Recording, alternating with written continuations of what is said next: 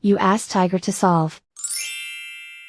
This deals with linear equations with one unknown. The final result is x equals -14/187. Let's solve it step by step. Group all constants on the right side of the equation. Add -1/17 to both sides. Combine the fractions.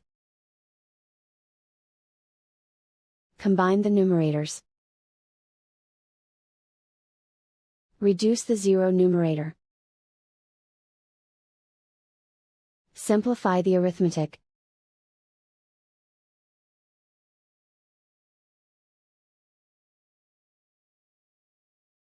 Isolate the x.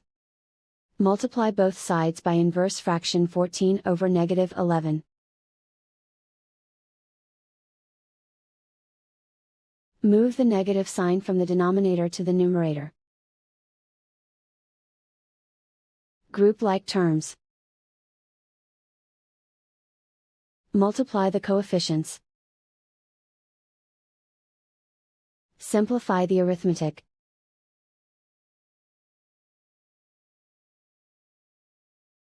Move the negative sign from the denominator to the numerator. Multiply the fractions. Simplify the arithmetic.